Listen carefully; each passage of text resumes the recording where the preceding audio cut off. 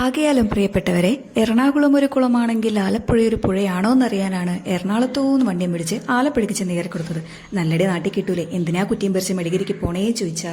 ആകാശത്തിന് ചുവട്ടിലെ ഏത് മണ്ണും നാടും ജഗന്നാഥന് സമം എന്ന് പറയാനാണ് ട്രസ്റ്റിലെ അംഗങ്ങളായ എന്റെ മമ്മിയും എന്റെ ഉമ്മയും പഠിപ്പിച്ചിട്ടുള്ളത്. ട്രക്കാരസ്, ഈ തീ ഓഫാക്കിയ ഡ്രാഗൺ കുഞ്ഞാണ് എന്റെ പൂക്കി. മാത്രമല്ല പിന്നാമ്പുറം കാണിച്ച കേസിലാന്ന് പറഞ്ഞ് തിരിഞ്ഞു നിൽക്കുന്നതാണ് എന്റെ പൂക്കി മാമി.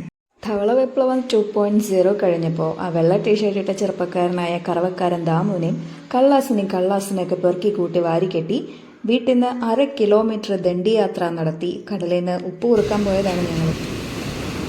എനിക്കുള്ള കാഴ്ച വസ്തു കടക്കണ മീനാണോ?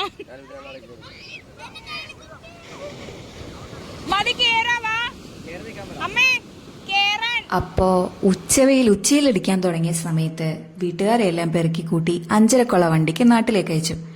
ഇനി 2-ാം തീയതി മടങ്ങി വരാന്നാണ് പറഞ്ഞിട്ടുള്ളത്. ദിവനാണ് എന്റെ പുതിയ വീട്ടിലെ പുതിയ സതീർത്ഥ്യൻ. വന്ന കാലിൽ നിൽക്കാണ്ട് എവിടെയെങ്കിലും ആസനസ്ഥനാകൂ സതീർത്ഥ്യാന്ന് പറഞ്ഞപ്പോ കിഴക്കേ മൂലക്കിരുന്ന യോഗ മാറ്റ് എടുത്ത് ശീർഷാസനത്തിൽ നിൽക്കുന്ന അവനോട് കഷത്തിന്റെ അടിക്ക് അവലുണ്ടോ ചോദിക്കാൻ ഞാൻ നിന്നില്ല. അങ്ങനെ സാധനങ്ങളൊക്കെ ഒതുക്കി ബോറടിച്ചിരുന്ന ഒരു ദിവസം ഞാനും എന്റെ സതീർത്ഥ്യന്മാരും കൂടെ പിന്നെയും നാട് തണ്ടാൻ ഇറങ്ങി. എന്തായാലും നാട് തണ്ടാൻ ഇറങ്ങിയത് വെറുതെയില്ല. നമ്മുടെ കാപ്പിറ്റൽ ബേബീസിന് ഇഷ്ടപ്പെട്ട ഒരു ഐറ്റം കിട്ടിയിട്ടുണ്ട്. ഭാസികറും ഞാനും ഈ 30 ഏക്കർ ഭൂമിയിൽ നിന്ന് കുറച്ചങ്ങോട്ട് നീങ്ങി കിടന്നപ്പോ കിടുക്കാച്ച വിഷ്വൽ ട്രീറ്റ് ആണ് കിട്ടിയത്. ബ്ലാക്ക് പേൾ കപ്പലും കൊണ്ട് നടക്കണ ക്യാപ്റ്റൻ ജാക്ക് സ്പാരോ പോലും ഇങ്ങനത്തെ ഒരു ഐറ്റം കണ്ടിട്ടുണ്ടാവില്ല. ആകയാലും പ്രിയപ്പെട്ടവരെ, വീണ്ടും കാണാം.